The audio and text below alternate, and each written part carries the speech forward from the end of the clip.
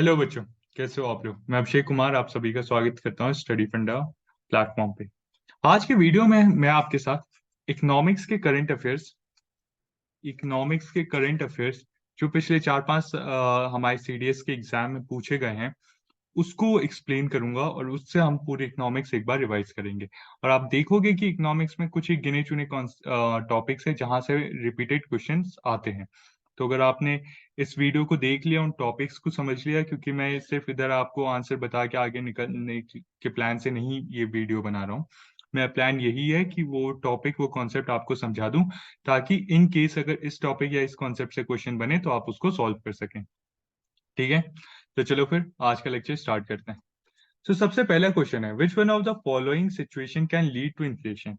इनमें से कौन सी सिचुएशन इन्फ्लेशन का कारण बन सकती है। अब मेरे को सबसे पहले एक बात बताओ, इन्फ्लेशन होता क्या है। इन्फ्लेशन किस कंडीशन में होता है।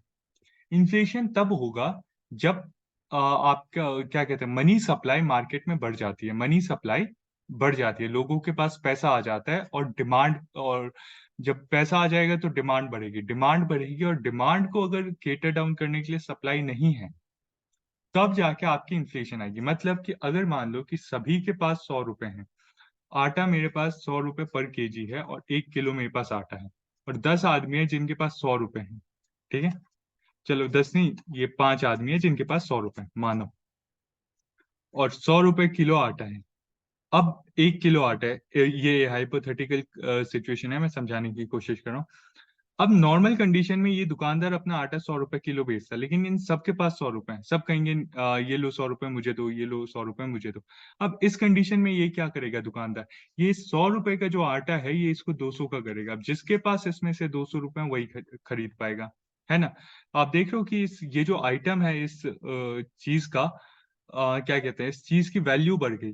ऑल्दो ये उसकी वैल्यू इतनी 200 रुपए की नहीं है, ये सिर्फ 100 रुपए का ही है, लेकिन लोगों के पास पैसा ज्यादा था, मनी सप्लाई ज्यादा थी, और उस सप्लाई और वो मनी सप्लाई ज्यादा थी, लोगों के पास पैसा ज्यादा होने से उनकी डिमांड बढ़ी, और डिमांड को केटर डाउन करने के लिए हमारे पास सप्लाई नहीं थी। सप्लाई नहीं थी तो क्या हुआ, इन्फ्लेशन आ गया। अब आते हैं हम ऑप्शंस में।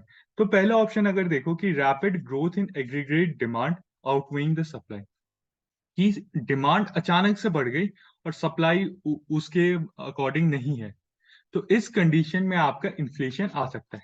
बहुत ही लॉजिकल क्वेश्चन है, कोई इसमें रॉकेट साइंस नहीं है, कोई कॉन्सेप्ट नहीं है, सिर्फ लॉजिक से आप ये क्वेश्चन सॉल्व कर सकते थे। आगे चलते हैं। The contraction of private investment spending due to deficit finance spending by government is called. देखो, जब गवर्नमेंट प्राइवेट सेक्टर में स्पेंडिंग बढ़ाता है, जब गवर्नमेंट प्राइवेट सेक्टर में when government increases encourages spending in private firms, then it is known as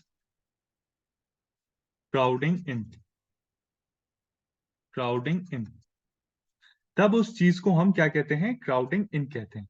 जब government private sector क्या कहते हैं, जब गवर्नमेंट अपनी स्पेंडिंग बढ़ा इंकरेजेस करता है प्राइवेट सेक्टर को कि अपनी स्पेंडिंग बढ़ाए, उस चीज को हम कहते हैं क्राउडिंग इन। क्राउडिंग इन ये गवर्नमेंट कैसे करेगी, गवर्नमेंट अपने टैक्स रेट्स कम कर देगी, बाकी चीजों से गवर्नमेंट कर सकती है। और व्हेन गवर्नमेंट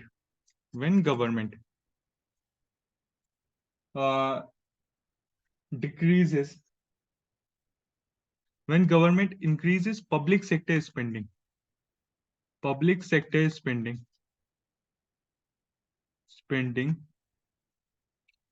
ठीक है।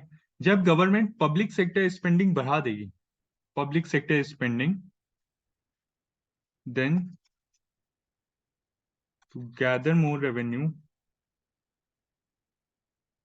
रेवेन्यू दे increases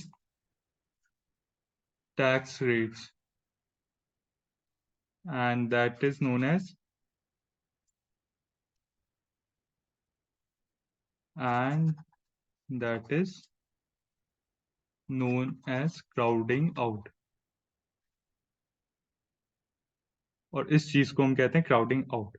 समझो क्या हुआ बात, मैं इसमें ये डेफिनेशन से मैं क्या समझाने की कोशिश करूं। देखो, जब गवर्नमेंट को अगर पब्लिक सेक्टर गवर्नमेंट को पब्लिक सेक्टर में स्पेंडिंग बढ़ानी है, पब्लिक सेक्टर क्या हो गया, पब्लिक प्रॉपर्टी, रोड्स बनाने हैं, स्कूल्स बनाने हैं, आपके वो क्या कहते हैं, हॉस्पिटल्स पे खर्चा बढ़ाना है, पब्लिक सेक्टर पे हमें अपना पैसा इंक्रीज करना है। ठीक है, उस कंडीशन में गवर्नमेंट यहाँ पे जो पैसा लगाएगा, पब्लिक सेक्टर स्पेंडिंग इंक्रीज करेगा, तो गवर्नमेंट को लॉजिकली ज्यादा पैसा चाहिए, ज्यादा पैसा होगा तभी लगाएगा। ज्यादा पैसा वो कैसे कर सकता है, ये तो नहीं कि आरबीआई को कहेगा चलो पैसे छापो मेरे को दे दो सारे पैसे, ऐसा तो नहीं होगा। वो पैसे कैसे लेगा, मार्केट से ही निकालेगा। मार्केट से कैसे निकालेगा, टैक्स रेट वगैरह बढ़ा देगा। इससे क्या होगा कि प्राइवेट इन्वेस्टमेंट जो है वो कॉन्ट्रैक्ट हो जाएगा, और उस चीज को हम क्या कहते हैं, क्राउडिंग आउट। और इस कॉन्सेप्ट को हम कहते हैं क्राउडिंग आउट। जब गवर्नमेंट प्राइवेट फर्म्स को एनकरेज करेगा कि आप लोग अपनी क्या कहते हैं, अपना वो इन्वेस्टमेंट बढ़ाइए, अपने आप को एक्सपैंड करिए, उस चीज को हम क्या कहते हैं, क्राउडिंग इन। ये इंपॉर्टेंट है, इसको ध्यान रखना। आई होप आपको समझ आया। देखो, अगर कोई भी डाउट वगैरह होता है ना, तो प्लीज मुझसे ना आप लोग कमेंट सेक्शन में पूछ लिया करो, मैं वहाँ पे एक्सप्लेन कर दिया करूंगा। या आप हमारा स्टडी फंडा का ग्रुप ज्वाइन कर लो, और टेलीग्राम ग्रुप, और उसमें आप लोग अपने डाउट्स पूछ सकते हो। Computation of poverty in terms of monthly per capita consumption expenditure is based on mixed reference period was recommended by, देखो यहाँ पे सबसे पहले जानने की इम्पोर्टेंट ये है कि ये सारी कमिटी किस चीज से रिलेटेड है। ये सारी कमिटी पॉवर्टी रिडक्शन से रिलेटेड है। इंडिपेंडेंस के बाद अलग अलग समय के दौरान अलग अलग कमिटीज का गठन किया गया कि हम कैसे गरीबी कम कर सकते हैं या गरीबी हटा सकते हैं। इसमें से जो ये तेंदुलकर कमेटी जो थी, तेंदुलकर कमेटी ने रिकमेंड किया था कि मिक्स्ड रेफरेंस पीरियड टर्म का रिकमेंडेशन दिया था। इससे पहले इससे पहले जो भी कमेटी थी, वो सब यूनिफॉर्म रेफरेंस पीरियड की बात कर रही थी कि एक यूनिफॉर्म तरीके से ही हमें पॉवर्टी को देखना चाहिए। सो इसका सही आंसर है तेंदुलकर कमेटी। आगे चलते हैं। Which one of the following measure that can be use by the government for combating inflation, इनमें से कौन सा मेजर गवर्नमेंट यूज करेगा इन्फ्लेशन खत्म करने के लिए। बहुत बहुत बहुत लॉजिकल क्वेश्चन है। ठीक है, या आप चाहो तो खुद से भी कर सकते हो, लेकिन मैं इसको एक्सप्लेन करूंगा। देखो, इन्फ्लेशन मैंने आपको पहले स्लाइड में बताया क्या होता है। इन्फ्लेशन साफ सीधे अक्षरों में समझ जाओ कि इन्फ्लेशन होता है जब मनी सप्लाई बढ़ जाती है, लोगों के पास पैसा बढ़ेगा। ठीक है, पैसा बढ़ेगा, उससे क्या होगा, परचेजिंग पावर बढ़ेगी, परचेजिंग पावर इंक्रीज होगी। ठीक है, अगर आपके पास ज्यादा पैसा है तो आप ज्यादा चीजें खरीदोगे, सिंपल है ना, परचेजिंग पावर बढ़ेगी। अब अगर मान लो कि मुझे इन्फ्लेशन कम करना है, इन्फ्लेशन कम करना है, तो इसका मतलब क्या है कि यार मैं एज अ गवर्नमेंट, अगर मेरे को इन्फ्लेशन कम करना है तो कैसे हो सकता है, लोगों के पास से मैं पैसा निकालूं। अब मैं ये तो नहीं कि वो पुलिस भेज के चलो सबको डंडे मार के उनसे पैसे छीन रहा हूं, ये नहीं। मैं उनसे पैसे कैसे निकाल सकता हूँ, उनको थ्रू डिफरेंट मीन्स। कैसे, बेसिकली मेरे को उनसे पैसे निकालना है, अगर मैं उनका टैक्स, सेविंग्स और फिक्स डिपॉजिट पे उनको रेट ऑफ इंटरेस्ट में बढ़ा दूं। मैं कहूं कि आप जो पहले 100 रुपए जमा करते थे, उसमें आपको 5% इंटरेस्ट रेट मिल रहा है, अब आप यही 100 रुपए जमा करो, आपको 15% मिलेगा। तो इंसान क्या करेगा, नॉर्मली हर ह्यूमन यही चाहेगा कि चलो इस 100 रुपए को रख दो, 115 हो जाएंगे, फिर खर्च करेंगे। So through increasing rate of interest in savings and fix deposit, government जो है मार्केट से पैसा खींचती है। बाकी चीजें अगर आप देखो, रिडक्शन इन सीआरआर, सीआरआर कम होगा, उससे क्या होगा, सीआरआर क्या होता है ये समझ जाओ। ये जो हमारे पेड बैच के स्टूडेंट होंगे उनको पता होगा, ये मैंने उनको करवाया है। सीआरआर क्या होता है बच्चों, सीआरआर बेसिकली होता है कैश रिजर्व रेशो। आपको एक पर्टिकुलर अमाउंट ऑफ पैसा जो बैंक को अपना एक पर्टिकुलर अमाउंट ऑफ पैसा किसके पास रखना होता है, आरबीआई के पास रखना होता है। अगर सीआरआर कम हो जाएगा, मतलब कि बैंक अगर पहले 100 रुपए था, उसमें से 20 रुपए सीआरआर की तरह क्या कहते हैं आपके आरबीआई के पास रख रही थी। अब 100 रुपए को मैंने ये डिक्रीज कर दिया, मैंने कहा आप सिर्फ 5 रुपए रखो।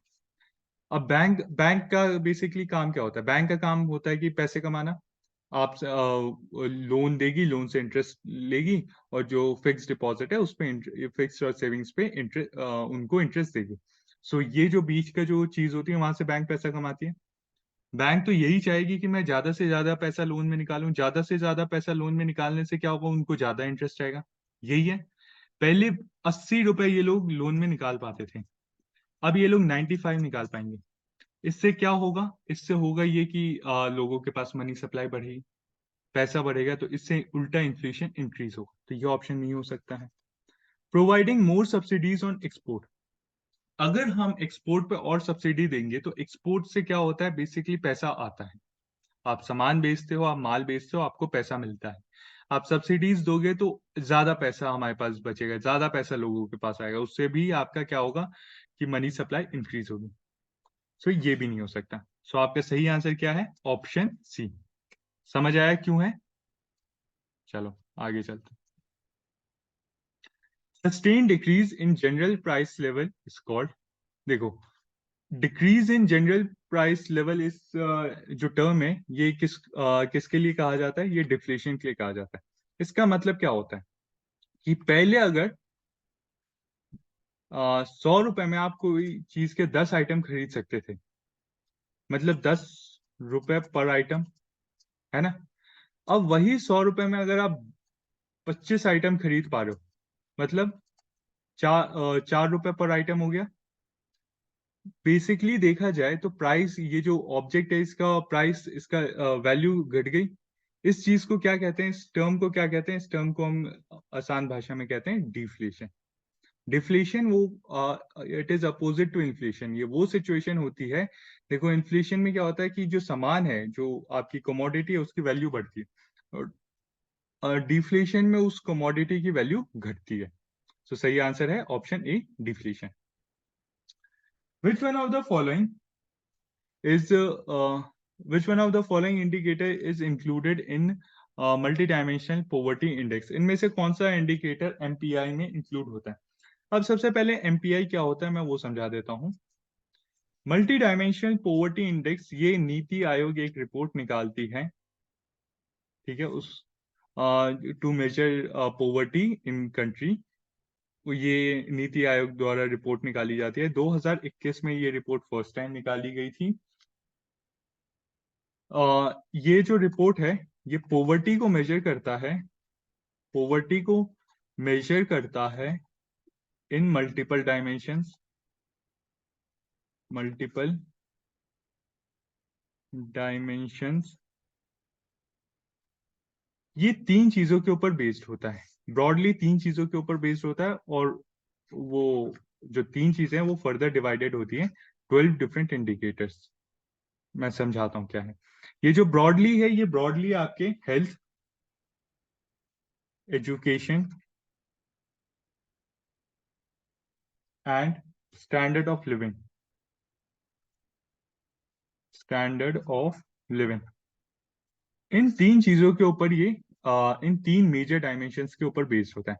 ये इसके अंदर भी फर्दर डायमेंशंस है, फर्दर 12 इंडिकेटर हैं जिसके ऊपर आप हम जो है MPI, NITI Aayog MPI multi dimension poverty index निकालती है। वो क्या है, वो है आपका nutrition, child development, child and adolescent, और adolescent mortality, mortality, maternal health, maternal health, years of schooling, school attendance,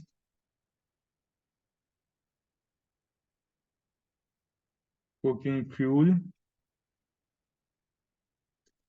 fuel, sanitation, drinking water, electricity, drinking water,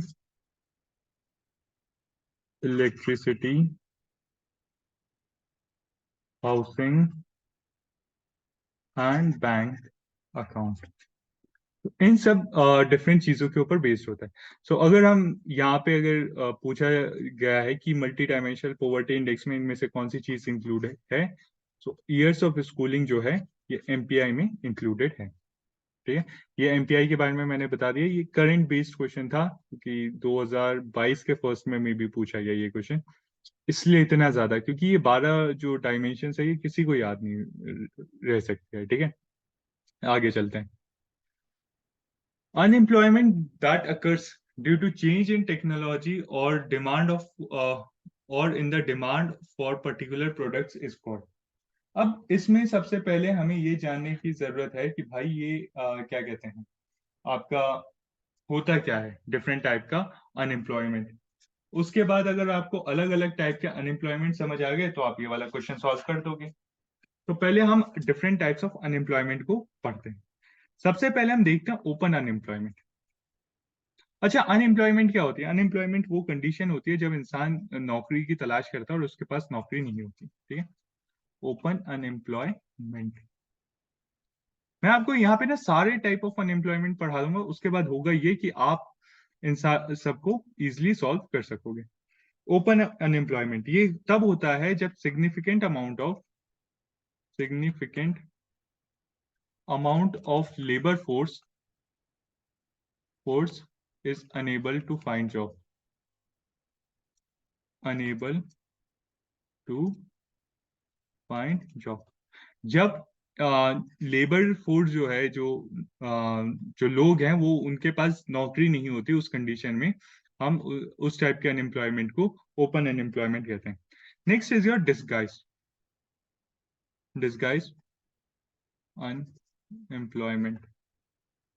disguised unemployment कौन सी कंडीशन को कहते हैं? डिस्गाइज्ड अनएम्प्लॉयमेंट हम उस कंडीशन को कहते हैं जब आपका सपोज करो कि किसी काम को करने के लिए मेरे को 2 आदमी चाहिए और वही काम आपके 4 आदमी कर रहे हैं, तो यहाँ पे जो 2 एक्स्ट्रा आदमी है ये डिस्गाइज्ड अनएम्प्लॉयड है। When more people are employed, when more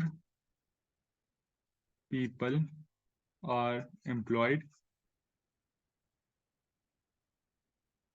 than the necessary amount.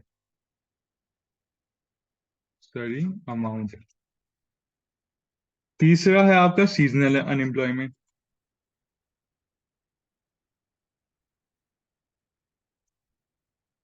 Seasonal unemployment कौन सी कंडीशन में आता है? सीजनल अनएम्प्लॉयमेंट उस कंडीशन को कहते हैं जब इंसान के पास कुछ पर्टिकुलर साल के कुछ सीजन में ही काम होता है, उसके बाद वो खाली बैठा रहता है। जैसे अगर मान लो कि मैं आपको बताऊं, एक एग्जांपल दूं कि जो मिट्टी का जो काम करते हैं उनका बेसिकली सीजन कब आता है, अगर इंडिया के कॉन्टेक्स्ट में मैं आपको बताऊं तो अभी ये इनका जो सितंबर अक्टूबर नवंबर वाला टाइम है, क्योंकि इसी समय आपके क्या कहते हैं गणेश पूजा आती है, गणेश चतुर्थी आती है, दुर्गा पूजा आता है आपके, फिर दिवाली आती है। इसी समय मिट्टी के जो वर्कर्स हैं उनका काम होता है, साल भर उनको काम नहीं है। सो इस टाइप के अनएम्प्लॉयमेंट को हम कहेंगे सीजनल अनएम्प्लॉयमेंट, जहां पे only happen production activity only happens in certain seasons, certain seasons, कुछ पर्टिकुलर सीजन्स में ही प्रोडक्शन एक्टिविटी होगी। Next is your vulnerable unemployment.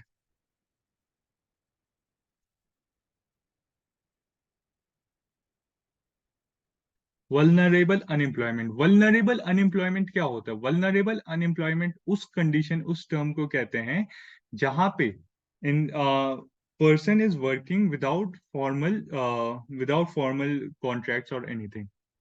People are working informally without job contracts. मतलब कि अगर आपको अपने घर में एक हाउस हेल्प की जरूरत है, आपने हाउस हेल्प के लिए एक सपोज करिए आपने एक मेड को रख लिया कि मैम आप मेरे को हाउस हेल्प की जरूरत है, आप प्लीज आइए, मैं आपको पर्टिकुलर अमाउंट, मैं आपको 15,000 या 10,000 जो भी है मैं आपको इतना दूंगा, आप मेरे आप ये काम कर दीजिए। आपने उनको रख दिया, 1 महीना 2 महीना 3 महीना काम किया, चौथे महीने आपको लगा कि नहीं नहीं यार काम मैनेज हो सकता है, आपने चौथे महीने उनको कहा कि अब आपकी जरूरत नहीं है। सो उस टाइप के अनएम्प्लॉयमेंट, यहाँ पे जो आपने अपने घर में एक हाउस हेल्प को रखा, वो आपने विदाउट जॉब कॉन्ट्रैक्ट, उनको उनके साथ कोई पेपर पे बैठ के आपने साइन वगैरह नहीं किया कि आपको अगले 6 महीने मेरे साथ काम करना है। So such type of unemployment is called vulnerable unemployment. ठीक है, अब मैं इसको, अगर आप नोट कर रहे हैं तो प्लीज इसे नोट कर लें, क्योंकि अब मैं इसे रब करने वाला हूँ, और ताकि मैं और भी डिफरेंट टाइप्स ऑफ अनएम्प्लॉयमेंट आपको अ, लिख के बता दूं। अच्छा, आपको पता है इसके ऊपर क्वेश्चन ना कंटिन्यू पूछता है, इसलिए ये इंपॉर्टेंट टॉपिक है और इसको मैं इतने डिटेल में करवा रहा हूँ। इनफैक्ट अभी आप देखोगे तो अगले 1-2 क्वेश्चन इसके ऊपर पूछे गए हैं प्रीवियस ईयर में।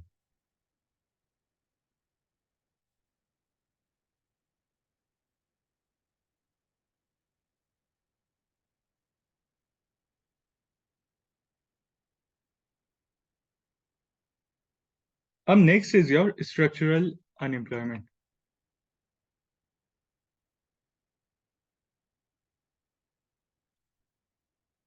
इस कंडीशन में क्या होता है? इस कंडीशन में होता है, ये उस टाइप का अनएम्प्लॉयमेंट है when person is unable to find job because of lack of skills. Enable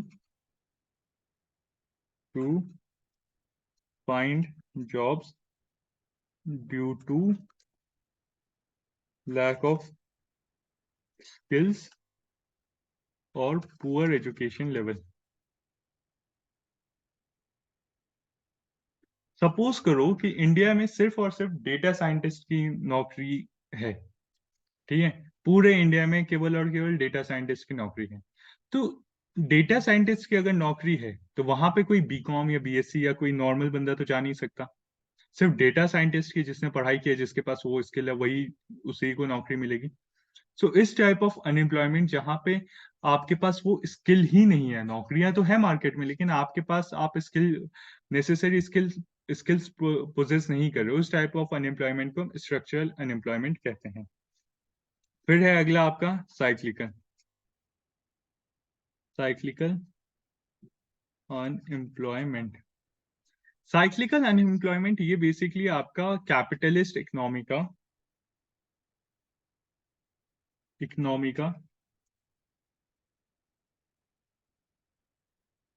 part है। यहाँ पे ड्यू टू ये कैपिटलिस्ट इकोनॉमी में ज्यादातर देखने को मिलता है। इंडिया में इस टाइप का अनएम्प्लॉयमेंट इज नेग्लिजिबल। इंडिया में नेग्लिजिबल है, जिबल है इस टाइप का अनएम्प्लॉयमेंट। साइक्लिकल अनएम्प्लॉयमेंट में होता क्या है, इस कंडीशन में होता यह है कि आपका डिफरेंट ट्रेड साइकिल्स में आपकी नौकरी के ऊपर खतरा हो सकता है। मतलब सपोज करो कि अभी इकोनॉमी एकदम बूम पे है, इकोनॉमी ग्रो हो रही है, इकोनॉमी अगर ग्रो हो रही है तो ज्यादा लोग चाहिए होंगे, ज्यादा लोगों को नौकरी आएगी। फिर जैसे ही रिसेशन का पीरियड आ जाएगा, सारी नौकरियां वो एक साथ खत्म हो जाएगी। तो इस टाइप का अनएम्प्लॉयमेंट आपको देखने को मिलता है, brought by trade cycles.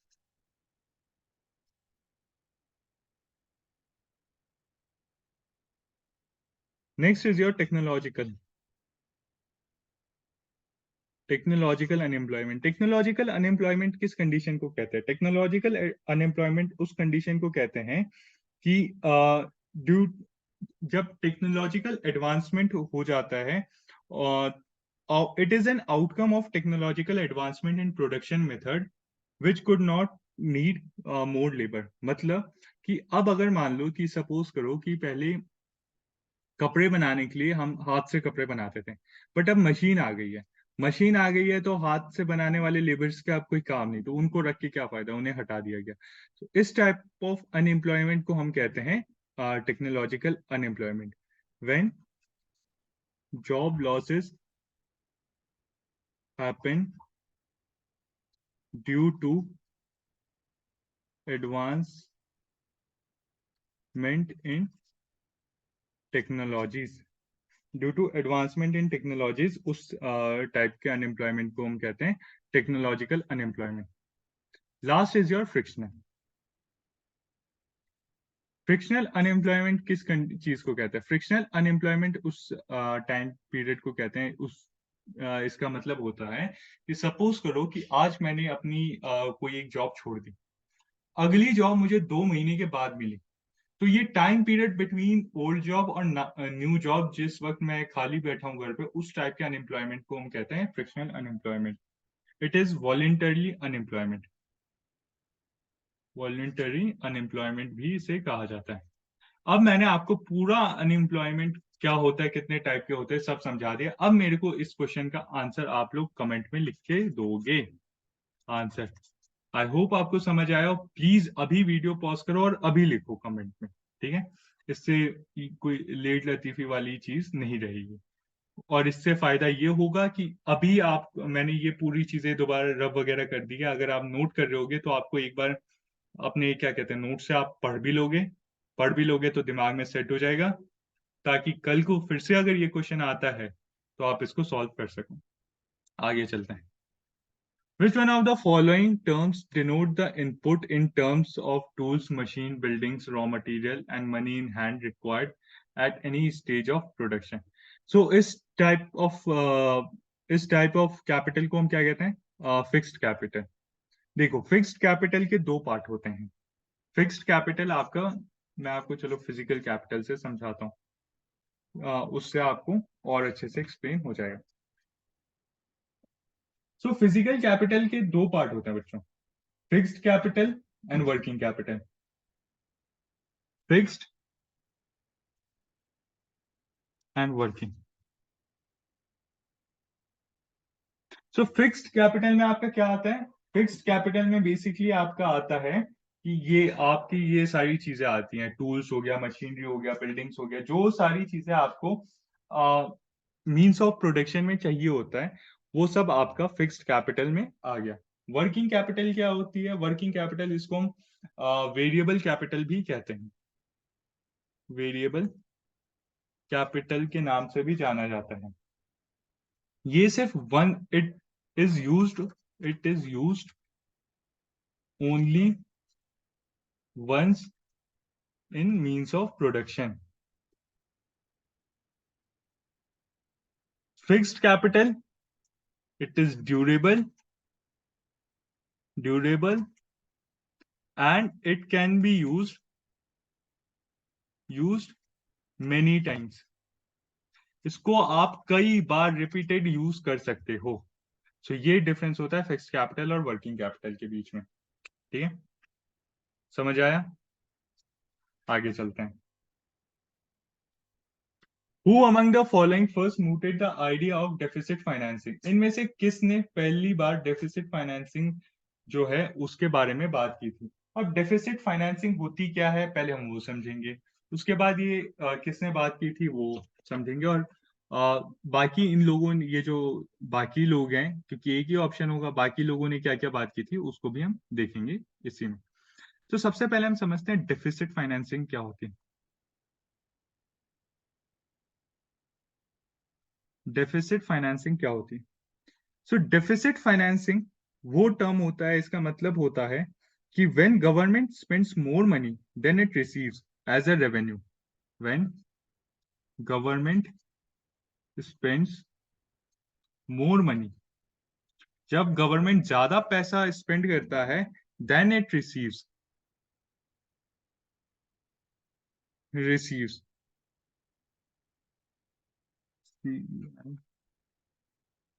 The difference is called deficit financing.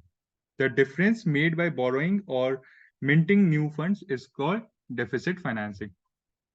To cater the difference is called uh, difference being made by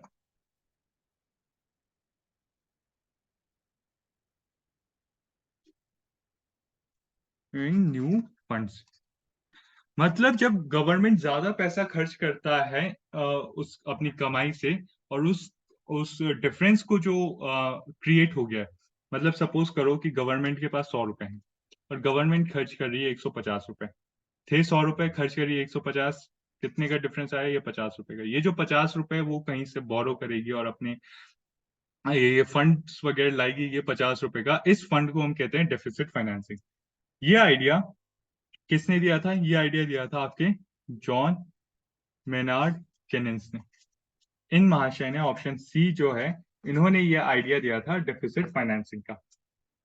अब बाकी लोगों को भी हम देख लेते हैं। Adam Smith. एडम स्मिथ कौन थे? इन्होंने क्या आइडिया दिया था वो भी देख लेते हैं एक बार।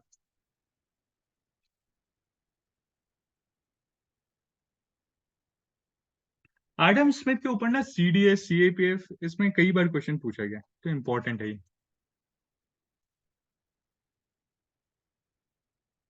एडम स्मिथ, इनको फादर ऑफ इकोनॉमिक्स भी कहा जाता है, या फादर ऑफ कैपिटलिज्म। कैपिटलिज्म भी कहा जाता है। इनका जो वर्क है, इन्होंने दो इंपॉर्टेंट किताबें लिखी थी, दो इंपॉर्टेंट जनरल्स, उसके बारे में देखते हैं। Theory of moral sentiments and inquiry into nature of causes and wealth of nations. ये आपका एडम स्मिथ का काम था। Next is your Alfred Marshall. Alfred Marshall. Alfred Marshall, इन्होंने जनरल प्रिंसिपल ऑफ फाइनेंसिंग के ऊपर की थ्योरी दी थी। General principle of financing. General principle of financing की थ्योरी दी थी। एडम स्मिथ के ऊपर आपको पता है ये कि who is the father of economics और कैपिटलिज्म, ये सारी चीजें ये कई बार पूछा जा चुका है, इसलिए मैंने इसको बड़े ज्यादा उसमें एम्फसाइज किया है। अब मिल्टन फ्रीडमैन की अगर मैं बात करूं, मिल्टन फ्रीडमैन। तो मिल्टन फ्रीडमैन ने नेचुरल रेट ऑफ अनएम्प्लॉयमेंट की हाइपोथेसिस दी थी। नेचुरल रेट ऑफ अनएम्प्लॉयमेंट की हाइपोथेसिस दी थी। इसमें कहा था कि minimum level of unemployment is necessary for continuous rise in inflation levels, कि थोड़ा बहुत अनएम्प्लॉयमेंट की जरूरत रहती ही है टू इंक्रीज द इन्फ्लेशन। सो ये मिल्टन फ्रीडमैन की थ्योरी है। आगे चलते हैं। Who among the following first formulated the concept of poverty as a measurable development indicator in Indian subcontinent? ये बहुत सिंपल क्वेश्चन है, ट्रस्ट मी। ये क्वेश्चन आपको पता है डायरेक्टली और इनडायरेक्टली एनडीए सीडीएस में तो देख ही रहे हो, सीएपीएफ, एफ कैट, एसएससी के कुछ एग्जाम्स में पूछा जा चुका है। तो इसका सही आंसर है आपके दादा भाई नारोजी। दादा भाई नारोजी की एक बहुत ही फेमस बुक है, poverty and un British rule in India. इसमें इन्होंने पोवर्टी लाइन को एस्टिमेट पोवर्टी लाइन को एस्टिमेट मान के बताया था कि पोवर्टी डेवलपमेंट का कैसे इंडिकेटर हो सकता है। तो Dadabhai Naoroji is your correct answer. आगे चलते हैं। Which one of the following would be considered as FDI? इनमें से कौन सा foreign development foreign direct investment को कहा जाएगा कि इनमें से कौन सी चीज एफडीआई है? सो बताओ, एफडीआई सबसे पहले होती क्या है ये समझ जाओ। एफडीआई, एफडीआई इसको हम कहते हैं फॉरेन डायरेक्ट इन्वेस्टमेंट। इसमें क्या होता है? इसमें होता ये है कि इंडिविजुअल और अ फर्म, इंडिविजुअल और firm of one country invest into business और business located in different country.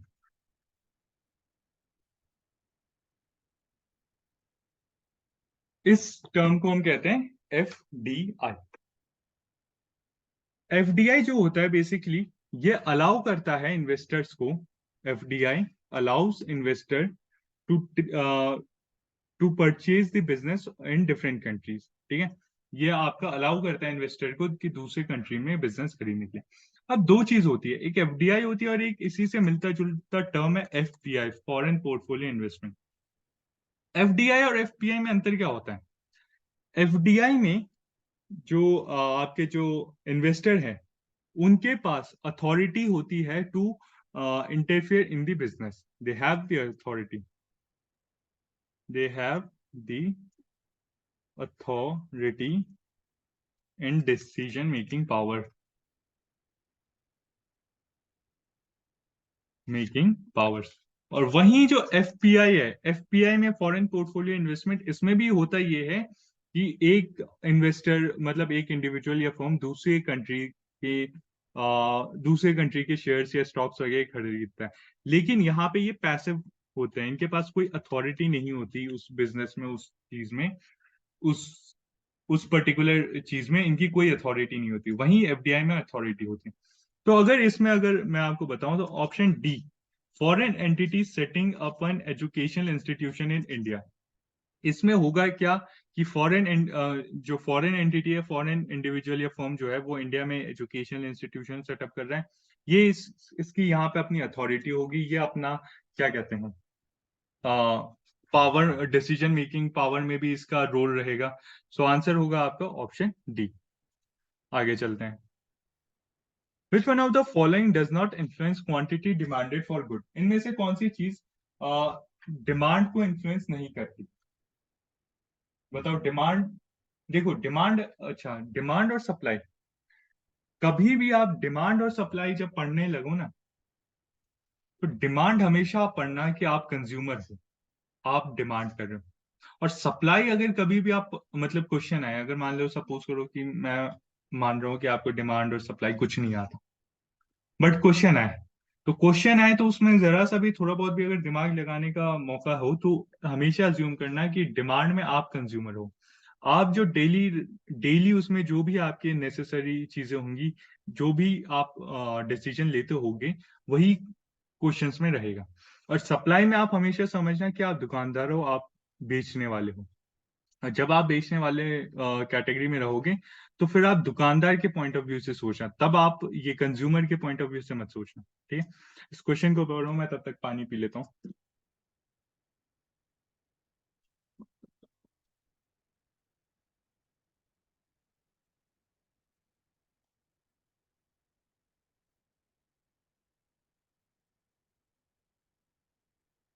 Which one of the following does not influence quantity demanded for a good?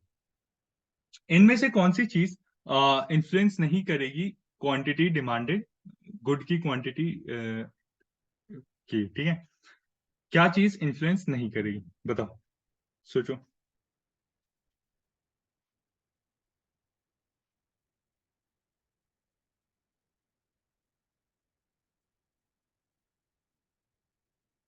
देखो, एक बात बताओ, गुड जो है, कोई भी सामान है, उसका जो प्राइस है, ठीक है, क्या उसके प्राइस में अगर मान लो कि चेंजेस होंगे, तो क्या वो इन्फ्लुएंस को डिमांड को इन्फ्लुएंस करेगी?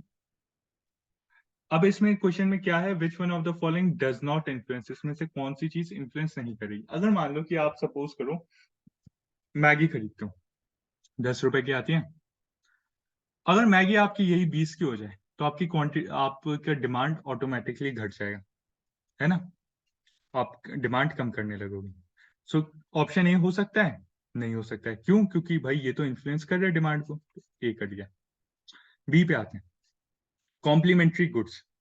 कॉम्प्लीमेंट्री गुड होता है कि अगर फोन लिया है, तो भाई फोन, अगर मेरे पास एमआई का फोन है, तो मुझे इसी का चार्जर भी लेना पड़ेगा। नहीं लूंगा तो फिर मेरा फोन काम नहीं करेगा।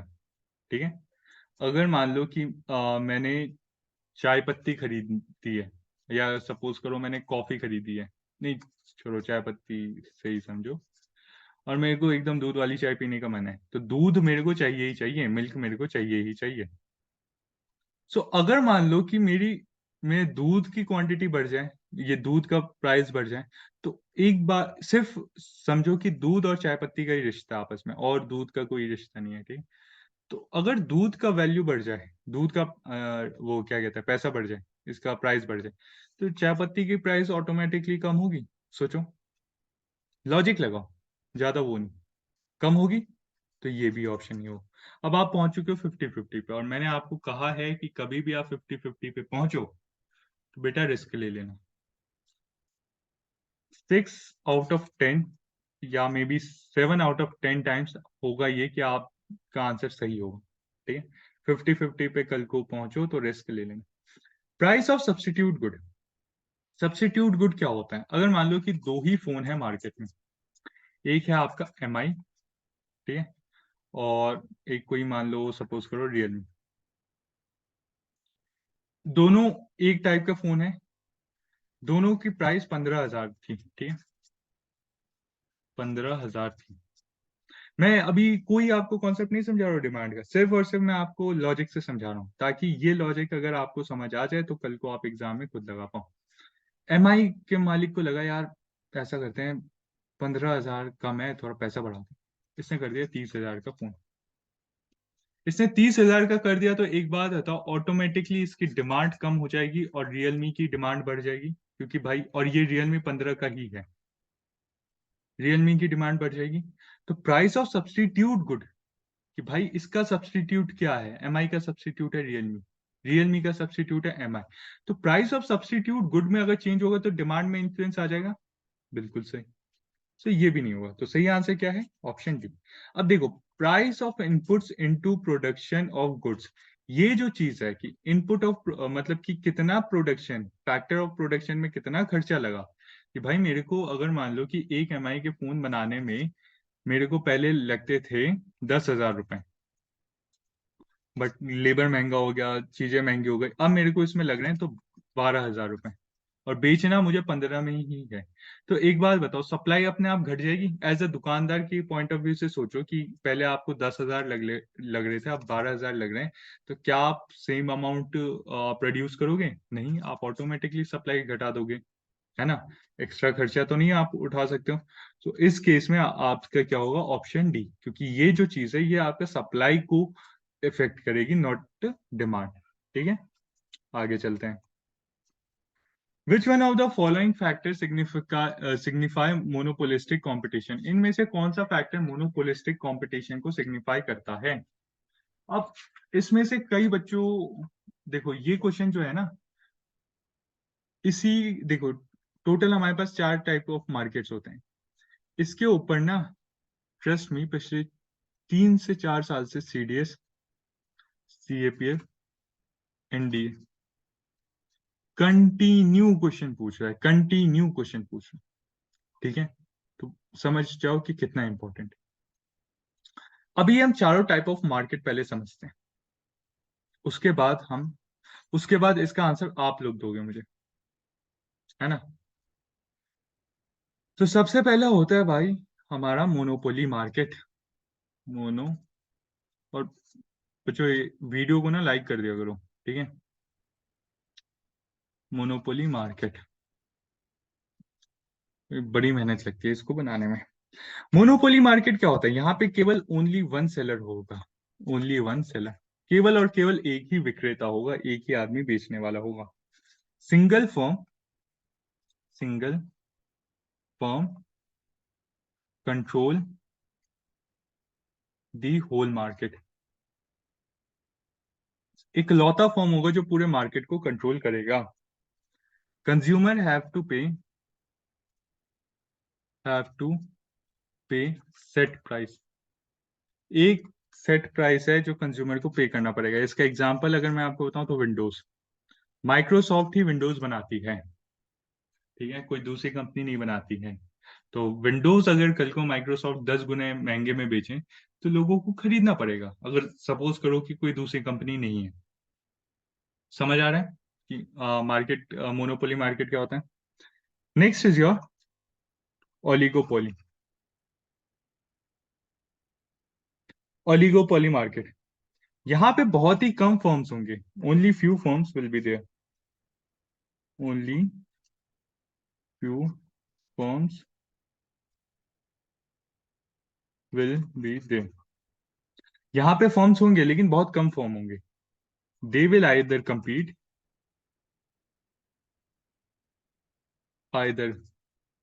compete or collaborate with each other। यहाँ पे ये जो फर्म्स होंगे ये आपस में compete भी कर सकते हैं और collaborate भी कर सकते हैं। There are barriers in entry into the market। Barriers in entry मतलब कि कोई भी नए प्लेयर को आने इजिली नहीं आने देंगे, ये जो पुराने प्लेयर्स हैं ये नए प्लेयर्स को नहीं आने देंगे, काफी बैरियर वगैरह सेट करेंगे। इसका सबसे अच्छा एग्जाम्पल क्या हो गया? इसका सबसे अच्छा एग्जाम्पल हो गया आपका टीवी। टीवी क्या अगर आप देखो तो कितने गिने चुने ही आप हाथ पे गिन सकते हो जो हमारे मेजर ब्रांड्स हैं, एलजी, सैमसंग, ये सारे मेजर ब्रांड्स हैं। ये सारे ब्रांड आपस में या तो कॉम्पीट करेंगे या कोलैबोरेट करेंगे। ठीक है, यहाँ पे मार्केट में बैरियर्स होगा, लोगों को बाकी न्यू प्लेयर्स को आने में मुश्किल होगी। सो ये हो गया ओलिगोपोली मार्केट के बारे में। इसको मैं रब करता हूँ।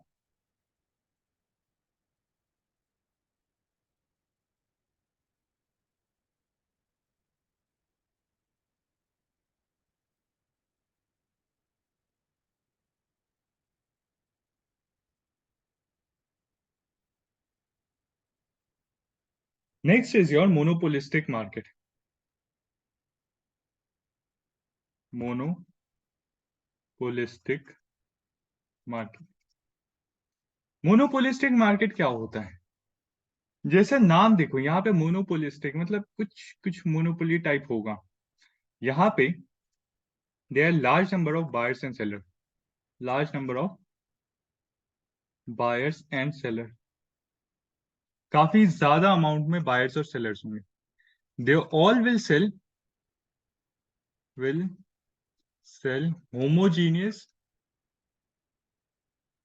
Homogeneous but slightly differentiated product,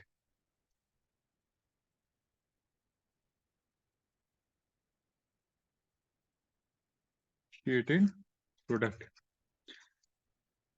ये सारे लोग एक जैसा ही प्रोडक्ट बेचेंगे लेकिन इनके प्रोडक्ट में थोड़ा बहुत अंतर होगा। यहाँ पे सेलर्स जो है दे सेट दी, यहाँ पे प्राइस कौन सेट करता है?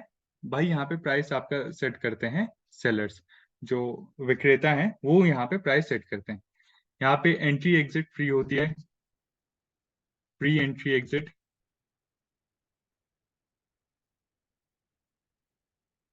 इसका एग्जाम्पल क्या हो गया? इसका एग्जाम्पल हो गया टूथपेस्ट। आप डाबर का ले लो, क्लोजअप ले लो, कोलगेट ले लो, पेप्सोडेंट ले लो, सब बेस तो टूथपेस्ट ही रहे लेकिन सबके अलग है। सबका जो चीज है, जो प्रोडक्ट है वो स्लाइटली थोड़ा सा डिफरेंट है ना? तो इस टाइप के मार्केट को हम क्या कहेंगे? Monopolistic market. Last is your perfect competition. Perfect competition में क्या होगा? Large number of buyers and seller,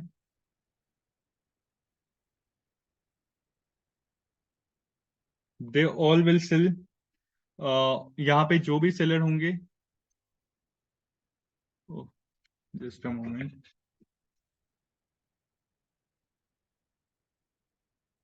all sellers और स्मॉल सेलर्स, सारे जो विक्रेता होंगे वो सब छोटे होंगे, कोई बड़े लेवल का नहीं होगा।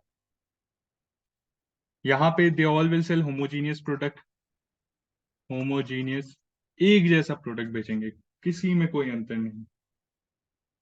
यहाँ पे जो फर्म का मोटिव होगा, ये मोटिव होगा यहाँ पे प्रॉफिट मैक्सिमाइजेशन का, इनका मोटिव होता है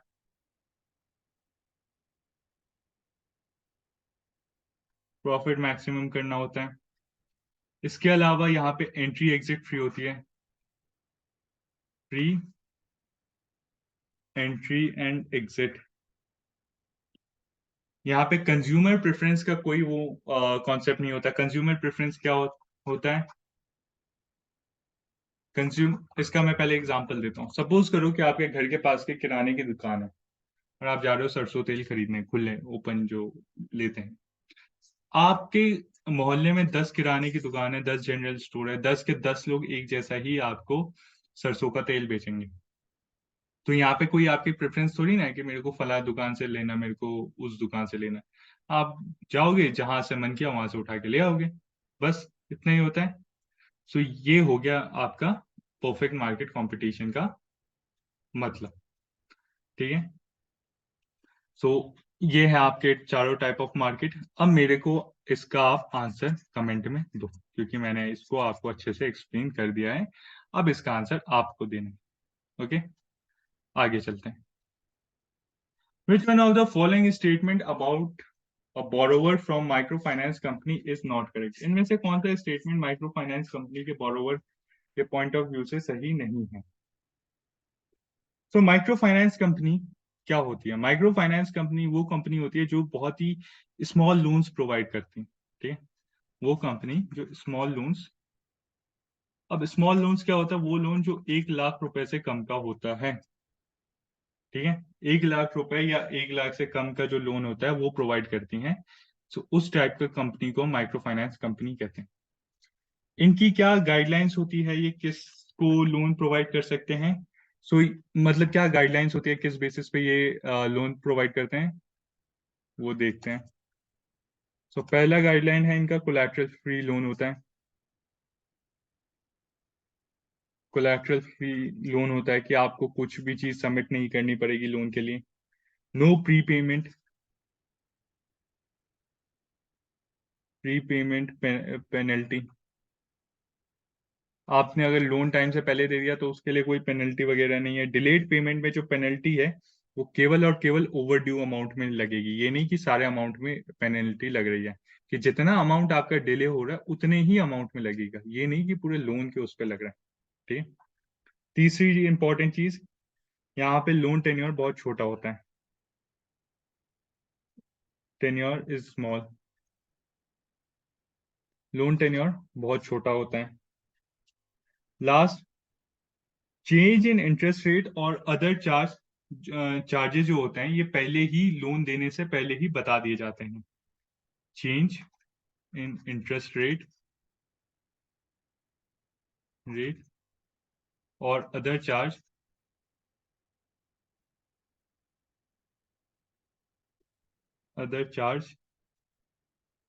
are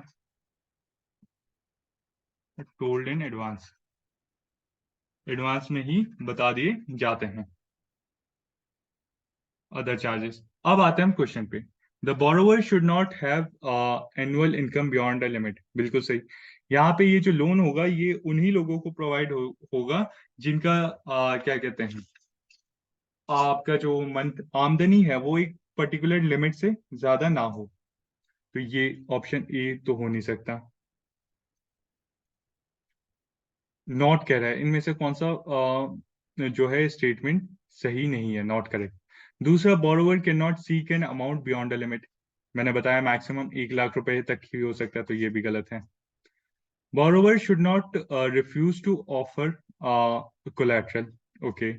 borrower should not refuse to pay any rate of interest offer.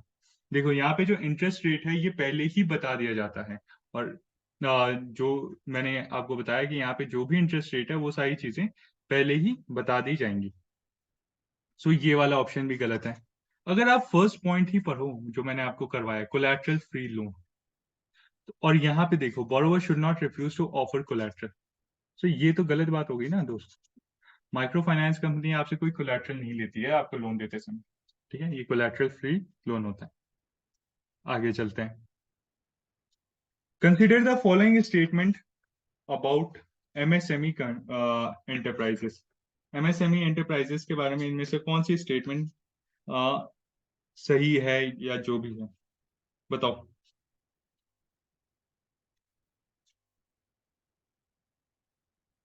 देखो एमएसएमई क्या होती है? Micro small medium enterprises.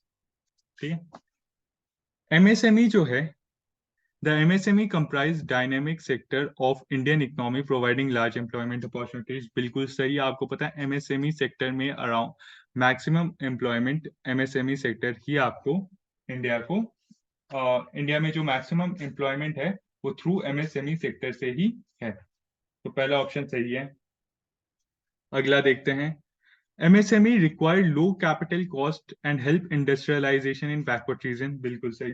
यहाँ पे जो MSME कंपनियां, यहाँ पे जो माइक्रो स्मॉल मीडियम कंपनियां हैं, ये आपके बैकवर्ड रीजन्स में एम्प्लॉयमेंट जनरेट करती है। तो ये वाली ऑप्शन भी एकदम सही हो गया। MSME contribute enormously to economic development. MSME आपका जो है इकोनॉमिक डेवलपमेंट में बहुत ज्यादा कंट्रीब्यूट करता है। तो ये बात भी आपको ऑप्शन सी भी एकदम सही है। ऑप्शन 1 भी सही है कि ये एम्प्लॉयमेंट अपॉर्चुनिटीज प्रोवाइड करता है। अराउंड आपको 120 मिलियन पीपल के आसपास लोगों को ये एम्प्लॉयमेंट देता है। ये गांवों वगैरह में जो छोटे कस्बे हैं वहां पे ये आपका क्या कहते हैं MSME सेक्टर आपको एम्प्लॉयमेंट की प्रोवाइड करेगा। ये सोशल इकोनॉमिक डेवलपमेंट के लिए बहुत इंपॉर्टेंट होता है। अब MSME का मैं एक और चीज आपको बता देता हूँ। इसका तो आंसर आपको पता चल गया कि all 3 statements are correct. MSME में ये जो माइक्रो स्मॉल मीडियम है, ये किस बेसिस पे है माइक्रो? क्योंकि इसके ऊपर क्वेश्चन पूछा जा चुका है CAPF 2020 में।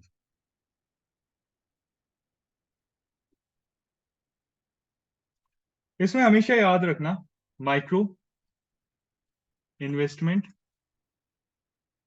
ठीक है, ये मैं पूरा नहीं लिख रहा हूँ, समझ जाना। इन्वेस्टमेंट एंड टर्न ओवर, नीचे मैं I और T लिख दूंगा।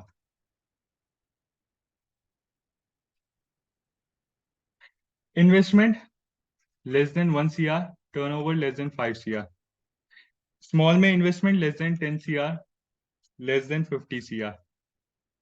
मीडियम में investment less than 20 CR and medium में टर्नओवर लेस देन 100 CR। ये आपके क्राइटेरिया हैं माइक्रो स्मॉल मीडियम एंटरप्राइजेस के। तो ये हो गया आपका क्वेश्चन। आगे चलते हैं। Which one of the following is considered as an agency function of commercial banks in India? इनमें से कौन सा बैंक्स का एजेंसी फंक्शन मतलब प्राइमरी फंक्शन माना जाता है? सो बैंक का अगर आपको सिर्फ इतनी एक कुछ ना पता हो, मैं कह रहा कुछ नहीं पता है, बट इतना तो आपको बचपन से ही पता होगा कि बैंक का भाई काम क्या होता है, बैंक का यूज क्या होता है। क्या होता है? Acceptance of deposit. So main primary function of the bank is acceptance of deposit. It is the primary function, main function. ठीक है, कि भाई आपके पास जो पैसे हैं वो वहां पे जमा हो जाएंगे। So it is the primary function of the bank. Which one of the following forms of money supply is considered most widely used in Indian monetary system? Indian monetary system में इनमें से कौन सा टाइप ऑफ मनी सप्लाई सबसे ज्यादा use होता है? तो इंडियन मॉनेटरी सिस्टम में सबसे ज्यादा M1 type of money supply use होता है। M1 जो है ये मोस्ट लिक्विड है, मोस्ट लिक्विड मनी सप्लाई है। मोस्ट लिक्विड मतलब कि ये बहुत ही इजीली अवेलेबल होगा। M4 जो है ये लीस्ट लिक्विड है, याद रखना। लीस्ट लिक्विड है तो ये आपका नॉर्मल पब्लिक के नॉर्मल मार्केट में यूज नहीं होगा, ये आपका बैंक्स वगैरह यूज कर पाएंगे। सो M1 type of money supply इसमें क्या होता है? Currency plus deposits in bank, currency plus deposits, bank deposits, ये आपका M1 में आता है। सो M1 is the most liquid और ये आपका सबसे ज्यादा इंडियन मॉनेटरी सिस्टम में यूज होता है। Which one of the following is not a feature of capitalist economy? Is not associated with capitalist economy? इनमें से कौन सी चीज कैपिटलिस्ट इकोनॉमी से एसोसिएटेड नहीं है? कैपिटलिस्ट इकोनॉमी आप लोग समझते हो कि क्या होता है कि ये जो इकोनॉमी है यहाँ पे प्राइवेट सेक्टर का मेजर रोल होता है। सोशलिस्ट इकोनॉमी में गवर्नमेंट सेक्टर का है। कैपिटलिस्ट इकोनॉमी आपका प्रॉफिट ओरिएंटेड इकोनॉमी है। सोशलिस्ट इकोनॉमी आपका क्या कहता है, वेलफेयर ओरिएंटेड इकोनॉमी है। अब आते हैं हम क्वेश्चंस ऑप्शंस पे। इतना भी अगर आपको कैपिटलिस्ट का पता है ना कि होता क्या है, तो भी आप ऑप्शन निकाल लोगे। यहाँ पे there is a generalize commodity production, it has a market value. कोई भी चीज होगी उसकी मार्केट वैल्यू होगी, बिल्कुल सही, ये फीचर है। सो यहाँ पे नॉट पूछ रहा है तो ये हो सकता है। वेल्थ जो है प्राइवेट हैंड्स में होगी, बिल्कुल सही, ये भी बात सही है। Economic life is organized according to market principle, बिल्कुल सही, आपकी जो इकोनॉमिक लाइफ है वो मार्केट प्रिंसिपल के ऊपर डिपेंड करेगी। Economic organization is based on planning and supposedly rational process of resource allocation, ये चीज नहीं होती, ये आपका सोशलिस्ट इकोनॉमी का फीचर है। कैपिटलिस्ट इकोनॉमी में ये कोई रैशनल प्रोसेस पे रिसोर्स एलोकेट नहीं होता। आगे चलते हैं। Which one of the following countries where did the idea of social market economy in 1950s emerge? So Germany में आपका 1948 में सोशल मार्केट इकोनॉमी का आइडिया एमर्ज हुआ था। ठीक है, आगे चलते हैं। अब हम देखते हैं अगला क्वेश्चन कि अगला क्वेश्चन क्या कहते हैं। तो अगला क्वेश्चन है which one of the following statement is not correct. यहाँ पे बेसिकली जीडीपी की बात हो रही है, तो पहले ना मैं जीडीपी समझा देता हूँ, टाइप्स ऑफ जीडीपी, ये जो रियल नॉमिनल होते हैं ये समझा देता हूँ। उसके बाद होगा ये कि आप क्वेश्चन खुद ही सॉल्व कर लोगे। सबसे पहले जीडीपी क्या होती है? जीडीपी होती है बच्चों की total final goods and services produced by a country in particular time. Total goods and services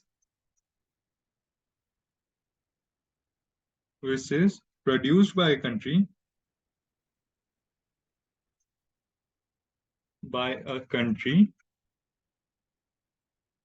in a particular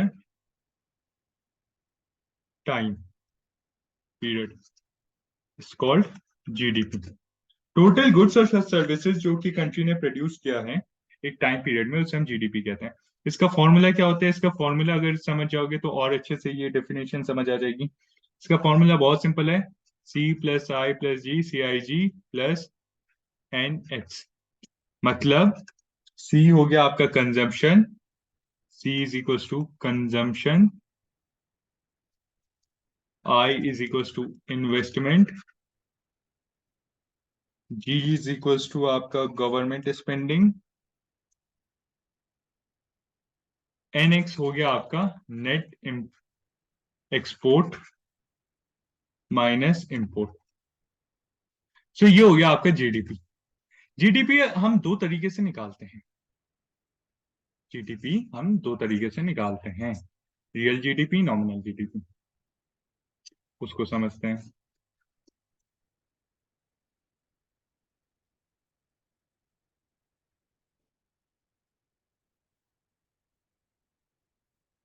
तो GDP real and nominal, real और nominal GDP.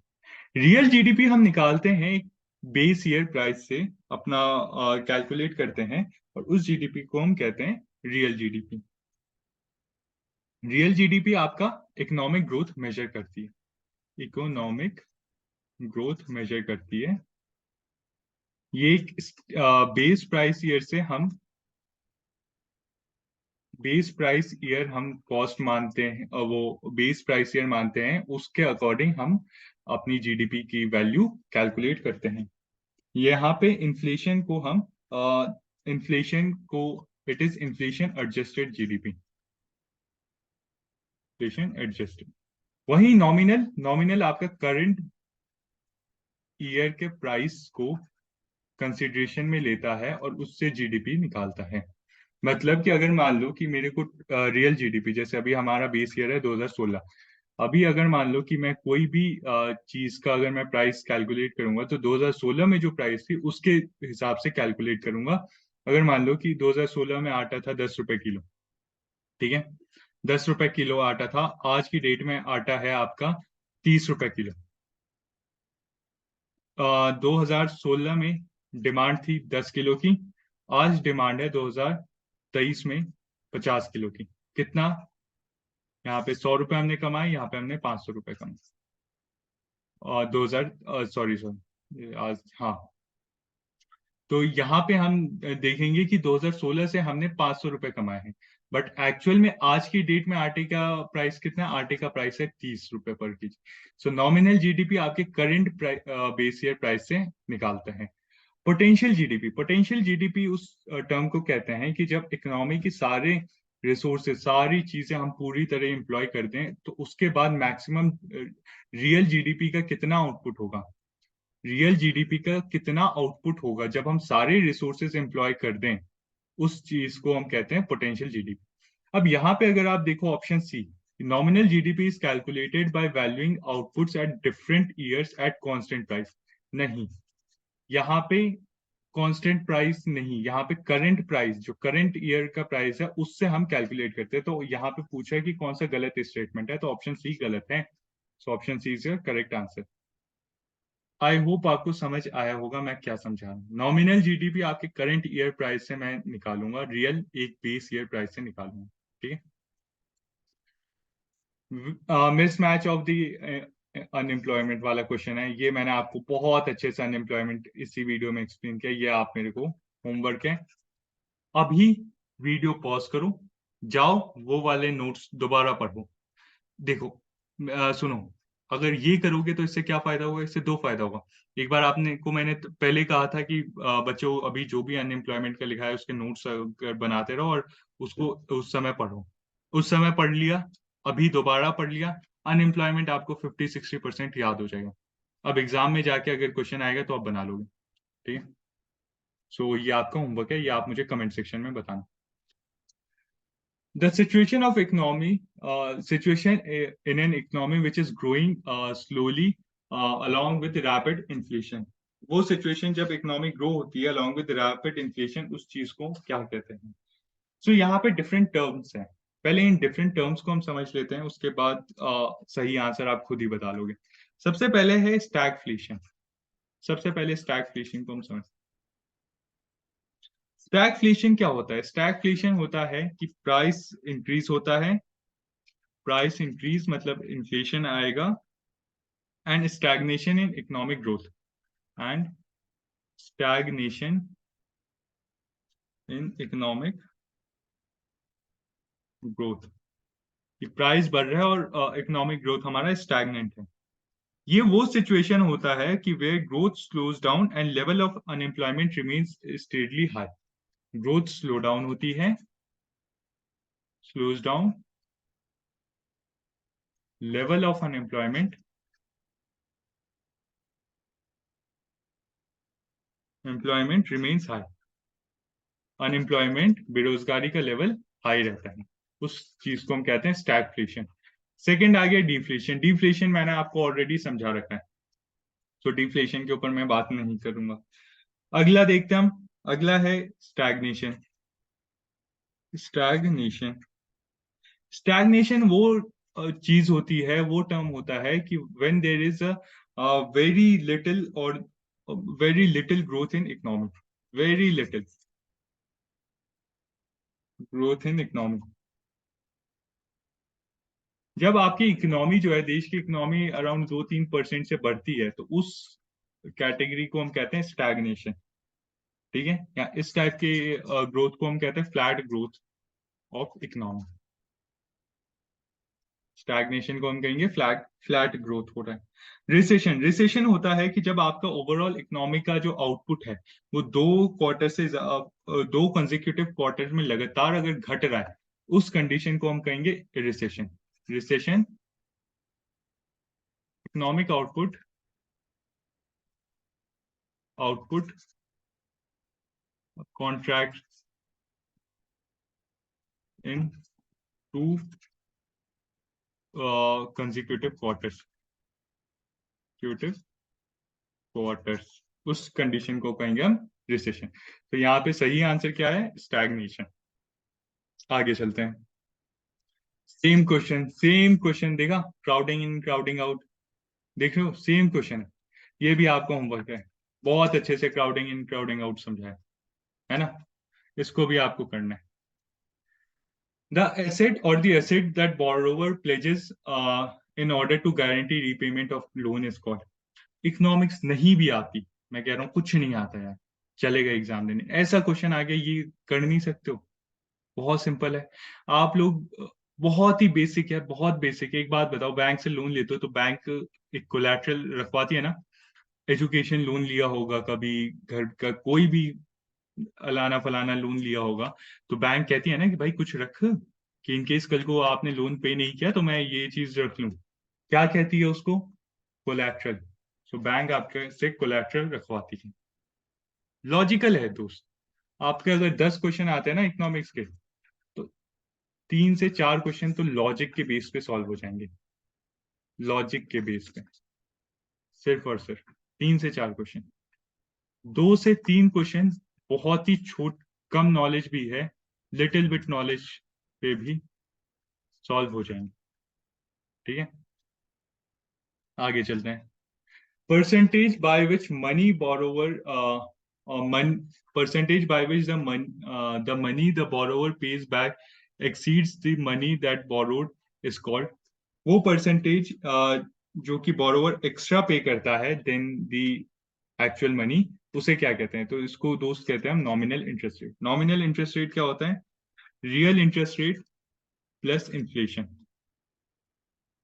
Interest rate plus inflation. यहाँ पे जो borrower है वो extra पैसा देता है देन दी बोरोड मनी, इसको कहते हैं nominal interest rate.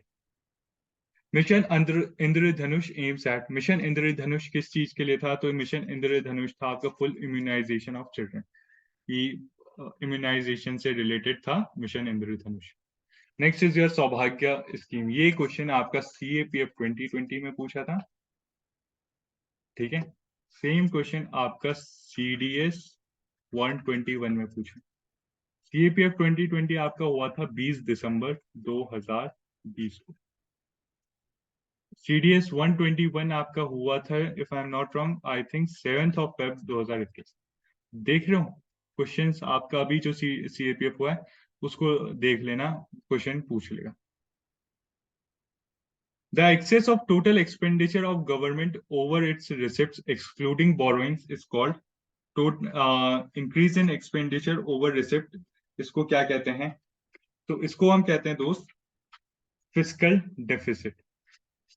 Fiscal deficit जो होता है आपका, फिस्कल डेफिसिट, ये क्या होता है? Total expenditure. ठीक है, टोटल एक्सपेंडिचर जब ज्यादा होता है टोटल रिसिप्ट से एक्सक्लूडिंग बोरोइंग्स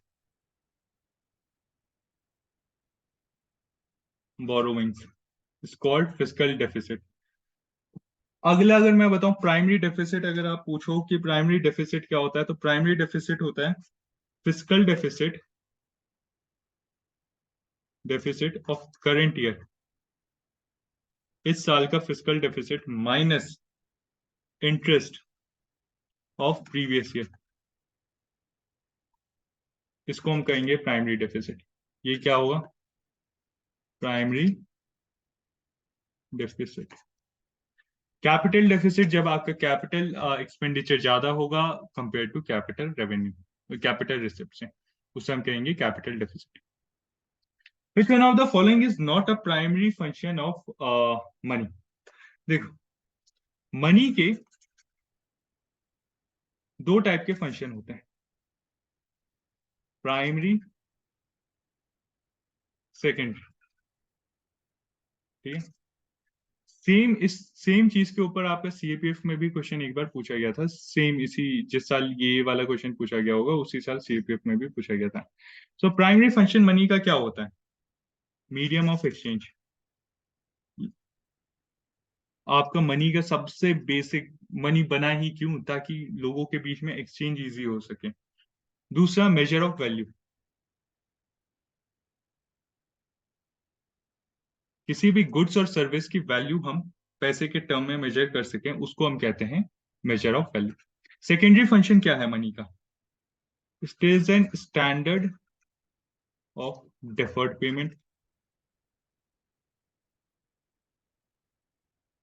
मतलब कि अगर आपने मुझसे पैसे उधार लिए और आपको दोबारा पे करना है तो आप मनी से इजीली पे कर सकते हो। स्टोर ऑफ वैल्यू, मतलब कि आपके पास अगर पैसा रखा है तो उसका वैल्यू वो रखा ही रहेगा। वो बर्बाद नहीं होगा। एंड तीसरा, transfer of value.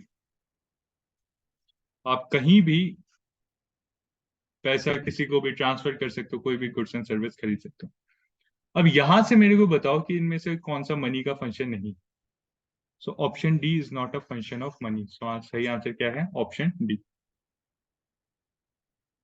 The excess of, ये सेम क्वेश्चन रिपीट हो गया, ठीक है, तो इसको आप अगर वो वाला समझ लिया है तो कर लेना, और इसको भी आप मेरे को, ये भी आपका एक तरीके से होमवर्क है, आप मुझे इन सब का आंसर कमेंट में बताओगे, ठीक है। देखो ये जो मैं कहता हूँ ना कमेंट में बताना, इससे क्या फायदा होगा? इससे होगा ये कि आपके ना वीडियो के साथ साथ रिवीजन भी चलता रहेगा। बहुत इंपॉर्टेंट है, सम माना करो। कमेंट आप लोग करते नहीं हो, गलत बात है, कर लिया करो। Exchange rate state the value of one currency in terms of other currency. Which one of the following statement with respect to exchange rate of currency is correct? Exchange rate basically होता क्या है? जो इसने बोला है कि एक exchange rate वही होता है कि जैसे अभी करंटली एक डॉलर आपका अराउंड 70 से 80, 80 या 78 जो भी है उतना इंडियन रुपीज है, तो ये एक एक्सचेंज रेट सेट है। तो ये जो चीज है ये आपका एक्सचेंज रेट करती है। अब एक्सचेंज रेट भी कुछ तीन टाइप के होते हैं। Exchange rate, fixed, fixed exchange rate, flexible, flexible को हम फ्लोटिंग भी कहते हैं, और manage floating. Fix exchange rate आपका गवर्नमेंट फिक्स करती है, ठीक है। दो देश की सरकारें, सेंट्रल बैंक बैठ के फिक्स करती है कि भाई $1 78, एक यूरो इतने रुपए, एक ये इतना, एक पाउंड इतना रुपए, गवर्नमेंट फिक्स करती है। ये दो चीज के ऊपर, दो चीजों के ऊपर ये हमने फिक्स किया है, दो बेस को बना के। गोल्ड की वैल्यू, गोल्ड स्टैंडर्ड, दूसरा Bretton Woods conference, Bretton Woods फॉरेंसी करेंसी को, जिसमें हमने डॉलर को एक क्या कहते हैं, और डॉलर को एक कॉमन करेंसी और डॉलर के टर्म्स में सारे एक्सचेंज रेट्स को निकाला है। सो ये वो है, ये गवर्नमेंट करती है, ध्यान रखना, ठीक है। फ्लेक्सिबल या फ्लोटिंग, फ्लेक्सिबल या फ्लोटिंग ये मार्केट के फोर्सेस के थ्रू अपने आप हो जाता है, मार्केट फोर्सेस इसको करती है। It is flexible in nature, जैसा ये नाम सजेस्ट कर रहा है। It fluctuates very ऑफनली, fluctuates, it fluctuates very ऑफनली, ये काफी ऑफनली फ्लक्चुएट होता है। इसका जो ये फ्लक्चुएट किस उस पे होता है? डिमांड और सप्लाई के कंडीशन के ऊपर ये फ्लक्चुएट होता है। और मैनेज एक्सचेंज रेट जो होता है वो फिक्स और फ्लेक्सिबल का एक हाइब्रिड मॉडल होता है। इसको मैं यहाँ लिख रहा हूँ, हाइब्रिड मॉडल।